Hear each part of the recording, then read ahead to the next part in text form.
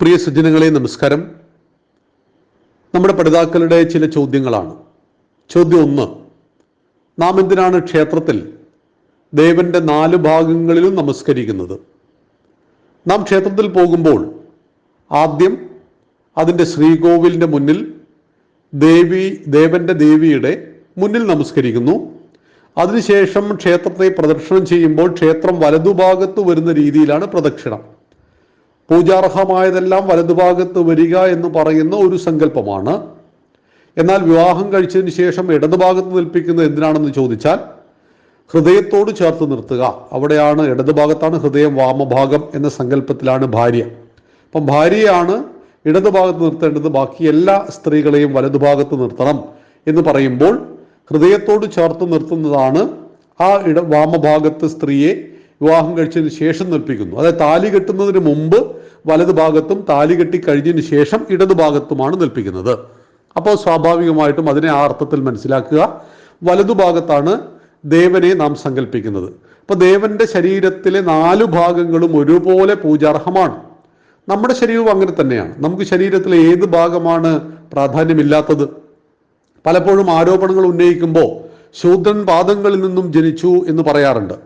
പാദങ്ങൾ അത്ര മോശമാണോ? പാദങ്ങളിലാണ് നാം സാഷ്ടാംഗ നമസ്കാരം ചെയ്യുന്നത്. ക്ഷേത്രങ്ങളിലാണെങ്കിലും ഗുരുനാഥനെ കാണുമ്പോഴും സന്യാസിമാരെ കാണുമ്പോഴും എല്ലാം നാം പാദങ്ങളിൽ നമസ്കരിക്കുന്നു. പാദങ്ങളാണ് മനുഷ്യനെ താങ്ങി നിർത്തുന്നത്. പാദങ്ങളില്ല എങ്കിൽ നമുക്ക് ഒരടി പോലും മുന്നോട്ട് ചലിക്കുവാൻ സാധ്യമല്ല. അപ്പം അവിടെയാണ് പാദത്തിന് ഒട്ടും പ്രാധാന്യക്കുറവില്ല. പാദം മോശമാണ് എന്ന സങ്കല്പത്തിൽ നിന്നാണ് ശൂദ്രൻ അവിടെ നിന്ന് ജനിച്ചു എന്ന് പറയുമ്പോൾ എന്തുകൊണ്ട് തലയിൽ നിന്ന് ജനിച്ചില്ല എന്ന ചോദ്യമൊക്കെ, അബദ്ധ ചോദ്യങ്ങളൊക്കെ വരുന്നത്. അപ്പം നാം ദേവനെ നമസ്കരിക്കുന്നത് ദേവന്റെ ശരീരത്തിലെ എല്ലാ ഭാഗങ്ങളെയുമാണ്.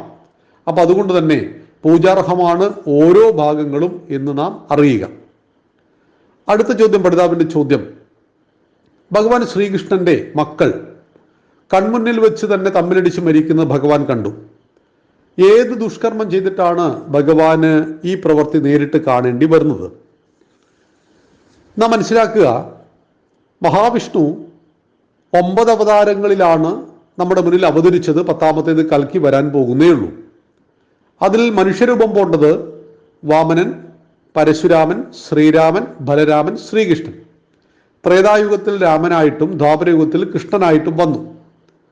കാരാഗ്രഹത്തിൽ ജനിച്ചു ഭഗവാൻ. വേടന്റെ അമ്പേറ്റ് ശരീരത്തെ ഉപേക്ഷിക്കുന്നത് വരെ ഭഗവാന്റെ സംഭവബഹുലമായ ജീവിതത്തിൽ ഭഗവാൻ ഓരോ വിഷയങ്ങളെ എങ്ങനെ നേരിട്ടു എന്ന് മനുഷ്യനെ പഠിപ്പിക്കാനാണ് ഭഗവാൻ മനുഷ്യ ശരീരത്തിൽ അവതരിച്ചത്.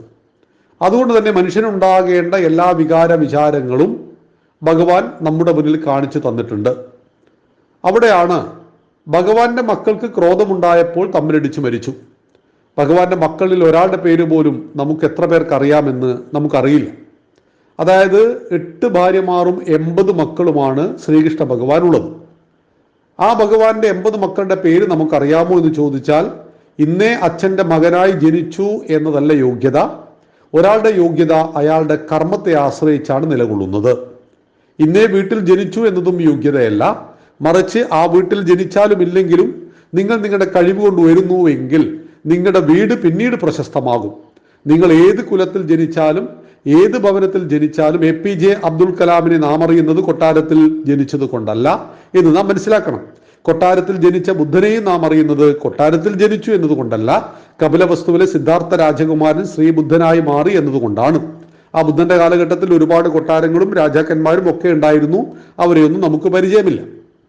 ഭഗവാൻ ശ്രീകൃഷ്ണൻ നമ്മളെ പഠിപ്പിക്കുന്നത് എന്താണ്?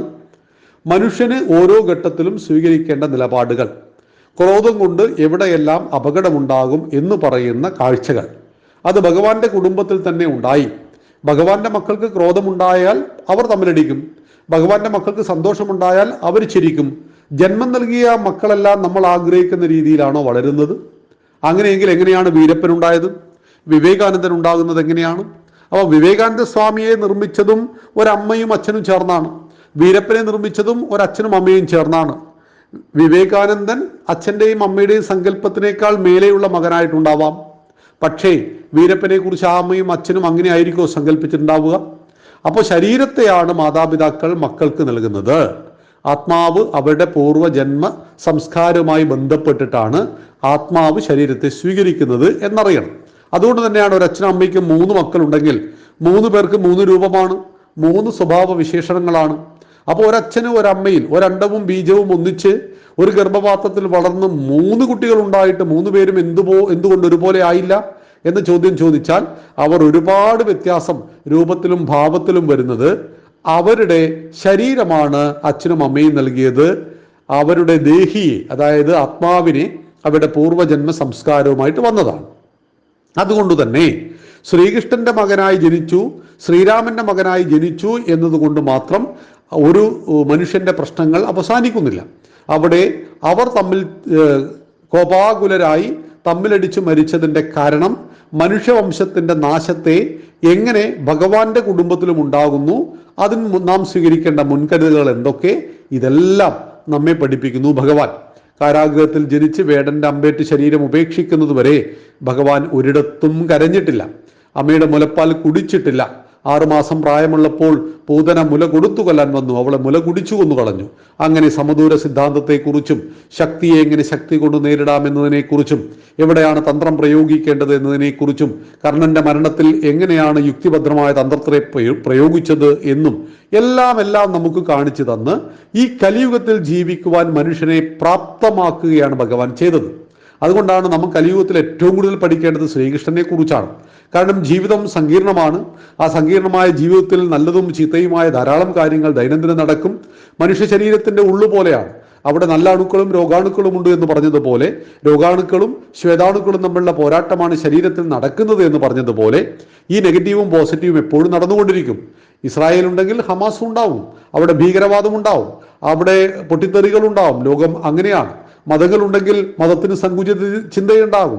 എൻ്റെ മതം മാത്രം ശരിയെന്ന് പറയുന്നവരുണ്ടാകും, നിൻ്റേത് തെറ്റാണെന്ന് പറയുന്നവരുണ്ടാകും. ഇങ്ങനെയൊക്കെയാണ് ലോകം. അങ്ങനെയുള്ളൊരു ലോകത്ത് ജീവിക്കുമ്പോൾ 100 കൂട്ടം പ്രശ്നങ്ങൾ അഭിമുഖീകരിക്കേണ്ടി വരുമ്പോൾ ഇതിനെയെല്ലാം സമചിത്തതയോടെ എങ്ങനെ കൈകാര്യം ചെയ്യണമെന്ന് ഭഗവാൻ പഠിപ്പിക്കുമ്പോഴാണ് ഭഗവാന്റെ ജീവിതമാണ് നമുക്ക് നൽകുന്ന ഏറ്റവും വലിയ സന്ദേശം. ഭഗവാന്റെ ജീവിതത്തിൽ ഭഗവാൻ ആരെയും ഭയന്നിട്ടില്ല. പക്ഷെ ഭഗവാന്റെ അച്ഛനും അമ്മയും ഏറ്റവും ഭയന്നത് ഭഗവാന്റെ അമ്മാവനെ തന്നെയായിരുന്നു. സ്വന്തം അമ്മാവനെ ഭയന്നിട്ട് കാരാഗൃഹത്തിൽ ജനിക്കേണ്ടി വരുന്ന ഒരു കുഞ്ഞിന്റെ അവസ്ഥയെക്കുറിച്ച് ചിന്തിക്കുക. ജനിച്ച ജ്യേഷ്ഠന്മാരായ 7 പേരെയും കൊന്നുകളഞ്ഞ അമ്മാവനെ കുറിച്ച് ചിന്തിക്കുക. ആ അമ്മാവനെ മരുമകൻ കൊല്ലേണ്ടി വരുന്ന അവസ്ഥ ചിന്തിക്കുക. ഇതെല്ലാം നമ്മെ പഠിപ്പിക്കുന്നത് ആത്യന്തികമായി ധർമ്മത്തിന് എതിരായി നിൽക്കുന്നത് ഏത് ബന്ധുജനമാണെങ്കിലും അവരെ ശത്രുവായി കണ്ട് നിഗ്രഹിക്കേണ്ടതുണ്ട്.